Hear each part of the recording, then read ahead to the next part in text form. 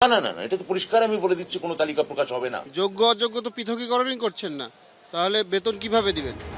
হকের চাকরি হারানো আন্দোলনকারীদের একটাই দাবি, যোগ্যদের তালিকা প্রকাশ করুক এসএসসি রাজ্য সরকার। এই দাবিতেই দিন রাত এসএসসি অফিসের সামনে আন্দোলন চালিয়ে যাচ্ছেন তারা। কিন্তু শিক্ষামন্ত্রী জানিয়ে দিলেন তালিকা প্রকাশ করা হবে না। না না না না, এটা তো পরিষ্কার আমি বলে দিচ্ছি, কোনো তালিকা প্রকাশ হবে না। এমন কোনো কাজ করবেন না যা আপনাদেরই রিভিউ পিটিশনে আপনাদের বিপক্ষে চলে যায়, বা এমন কোনো কাজ করতে বাধ্য করবেন না। শিক্ষামন্ত্রীর এই যুক্তির সঙ্গে একেবারেই একমত নন আইনজ্ঞরা। যে সুপ্রিম কোর্টের ডিমান্ডের, সুপ্রিম কোর্টের অর্ডারের সঙ্গে এই দাবির যে ডিমান্ড, এই যে দাবি যে যোগ্য অযোগ্যের লিস্ট পাবলিশ করতে হবে, এর সঙ্গে এটার কোনো বিরোধ নেই বা এটার সঙ্গে এটার কোনো সম্পর্কও নেই। সুপ্রিম কোর্ট কি কোনো জায়গায় বলেছে যে তোমরা যোগ্য অযোগ্যের লিস্ট বার করতে পারবে না? রিভিউ করবেন বলছেন, করুন, কিন্তু এই যে ডিমান্ড অফ ট্রান্সপারেন্সি, এইটা কেন করবেন না? সুপ্রিম কোর্টের নাম করে, আইনজীবীদের পরামর্শের নাম করে এটা কাটিয়ে চলে যাচ্ছেন, এটা কাটিয়ে চলে যাবেন না। তালিকাটা কোথা থেকে আসবে আজকের দিনে? সুপ্রিম কোর্টের যে জাজমেন্ট রয়েছে, হাইকোর্টের যে জাজমেন্ট রয়েছে, কোনো তো এসএসসি তো বলেছে আমরা ওয়ে মার্কশিট নষ্ট করে ফেলেছি।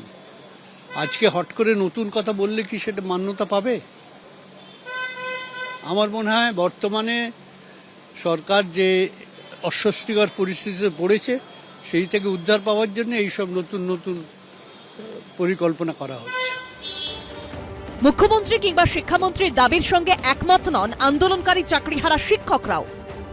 আমরা আইনজীবীদের সাথে পরামর্শ করে বাদবাকিটাও আমরা নিশ্চয়ই আবার দরকার হলে রিভিউয়ে যাব, এইটুকু বিশ্বাস আমাদের উপর করতে পারেন।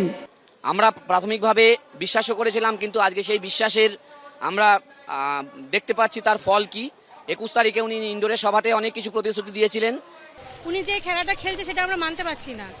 আমরা যোগ্য অযোগ্য লিস্ট আলাদা চাই, তারপর আমরা স্কুলে যাব।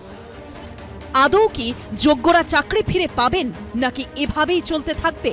কৃষ্ণেন্দু অধিকারী, আশাবুল হোসেন ও রুমা পালের রিপোর্ট, এবিপি আনন্দ।